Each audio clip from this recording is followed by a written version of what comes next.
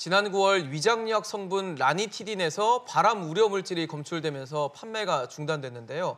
식약처가 추가 조사를 했는데 발암 우려 물질이 나온 위장약이 13개 품목이 더 있어 이를 추가로 판매 중지 결정했습니다.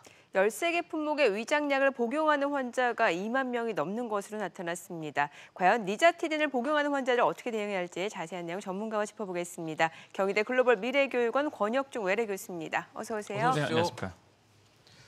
교수님, 사실 라니티딘에 이어서 이번에 네네. 니자티딘에서도 발암 우려 물질이 검출됐는데 네네. 좀 걱정되는 거는 이게 쉽게 우리가 구할 수 있는 약에서 나온 거라면서요? 네, 그렇습니다. 이미 그 잔탁으로 유명했죠. 그 라니티딘 성분이 9월에 식약처에서 판매 중지를 했습니다. 네. 그 이후에 아까 앵커님 말씀하신 것처럼 비슷한 성분, 그냥 비슷한 효력을 가지고 있는 바로 그 니자티딘에 대해서 좀 조사를 했거든요. 예. 여기에서 한 13개 품목에 대해서 이제 판매 중지를 했는데 네. 우리가 흔히 알고 있는 자니틴이라든지 아니면은 이제는 엑사틴 같은 이런 어떤 종류가 포함되어 있습니다. 그래서 시장 규모가 한 260억 원 정도로 돼 있고요.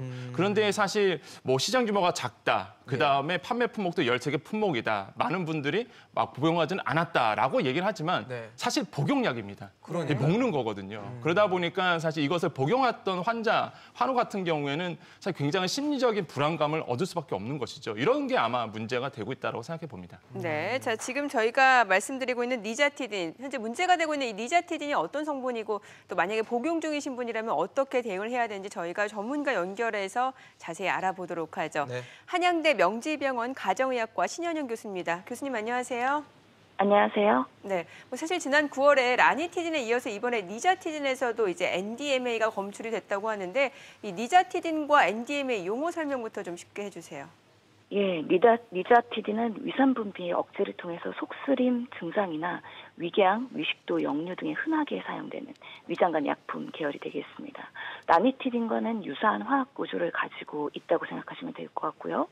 NMDA는 N-니트로소디일 메티아민의 약자입니다. 세계보건기구에서 인체 발암 추정 물질로 정하는 성분입니다. 이전에 고혈압의 발사탄 사태 그리고 라니티딘 사태에서도 검출이 되면서 문제가 된 성분이죠. 네. 사실 걱정이 좀 되는 거는 니자티딘 성분이 들어간 위장약을 의사 처방 없이도 구할 수 있는 건지도 궁금하거든요. 어떻게 보십니까? 예, 맞습니다. 니자티딘은요, 일반 약국에서 구매 가능한 12품목이 있고요. 의사 처방이 필요한 57개 품목이 있습니다. 이번에 검출된 NMDA 성분은요, 발사탄 사태, 라니티딘 사태보다는 파장이 적은 상태인데요. 라니티딘 같은 경우에는 전 품목이 판매 중지됐다 하면 니자티딘은 93품목 중에서 13품목만 판매 중지된 상태입니다. 또한 검출량도 상대적으로 적고요. 지금 예상컨대 2만 2천여 명 정도가 사용을 되었다고 파악을 하고 있는 상태입니다. 아, 그렇군요. 일단 식약처 입장은 이제 단기간 섭취는 크게 문제가 없다라는 게 식약처 입장인데 이제 라니티딘과 니자티딘 화학 구조가 유사하다고 하면은 근데 왜 라니티딘보다도 이 니자티딘이 검출량이 훨씬 미량으로 됐는지 이 부분은 어떻게 볼 수 있을까요? 아직 명확한 원인이 파악되진 않았는데요. 예. 그렇다면 왜 NMDA라는 성분이 이런 약물에서 검출이 되는지에 대한 여러 가지 가능성을 검토해 볼 필요가 있습니다. 실제로 오염된 원료를 사용했을 가능성이 있고요.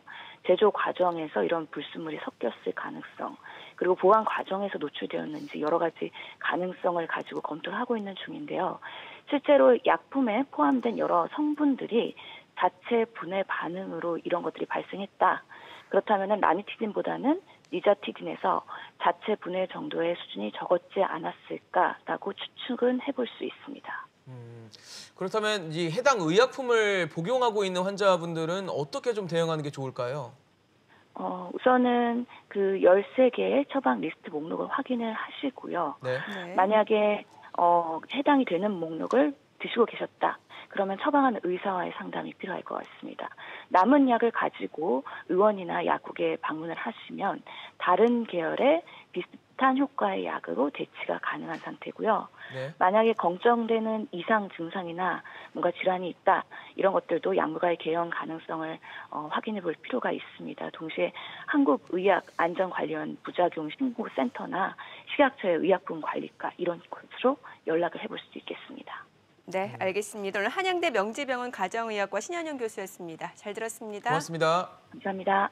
네, 자 저희가 전문의 연결해서 좀 알아봤는데 지금 보게 되면은 이제 잠정적으로 제조 판매 중단 조치된 13개 품목이라는 거죠. 이게 네네. 어떻게 확인할 수 있는 방법이 있을까요? 네, 뭐 쉽습니다. 이게 식약처 홈페이지 아니면 복지부 홈페이지 가보시면 되겠는데 네. 근데 중요한 건 그겁니다. 내가 먹은 양이 과연 이게 맞나? 그렇죠. 뭐지? 그게 라고 중요한 궁금하잖아요. 거죠. 예. 그럴 때는 이제는 이게 쉽게 알 수 있는 방법이 바로 그 내가 먹은 약 한눈에라는 이제 사이트가 있거든요. 그러니까 네. 총 3가지가 있어요, 사실. 근데 첫 번째는 약봉지 보시면 사실 있잖아요. 그렇죠. 써 있어요. 근데 대부분 약봉지 뭐 잘안 보관하나요? 보시는 경우가 버리죠. 많고 그래서 버리죠. 이제 예. 가장 현실적인 방법이 이제 심평원 사이트에 가보시는 겁니다. 그러니까 심평원 사이트, 그러니까 건강보험 심사 평가원 사이트인데 예. 거기에 내가 먹은 약 한눈에라는 기능이 있어요. 어. 거기에 이제는 로그인 하신 다음에 보시면은 내가 먹은 모든 약이 다 나오는데 예, 그렇네요. 근데 여기서 중요한 게 공인인증서로 로그인을 하셔야 됩니다. 네. 이게 좀 불편해요, 그렇네요. 사실. 예, 그러다 보니까 성인인 경우에는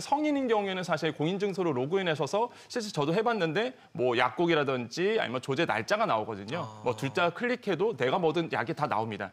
근데 여기서 문제가 되는 게 이 방송을 보시는 분들 중에서 자녀 세대, 그러니까 자녀를 가지신 분들이 계실 거예요. 그렇죠. 자녀 같은 경우는 14세 미만 같은 경우에는 부모의 동의를 받아야 되겠고요. 무엇보다 공인인증서로 또 로그인해야 됩니다. 네. 근데 자녀가 어리다. 그러면 공인인증서가 어디 있습니까? 그러니까요. 그러면 그 은행 가서 공인인증서를 받으셔야 되는데 이게 현실적으로 너무 굉장히 번거롭죠. 불편하거든요. 예. 또 일반 의약품도 마찬가지입니다. 확인이 안 되는데. 예, 일반 예. 의약품도 다 나옵니다. 아 나와요. 예, 다 처방전 나옵니다. 없어도. 네네네. 그래서 중요한 건 뭐냐면 그거예요, 바로.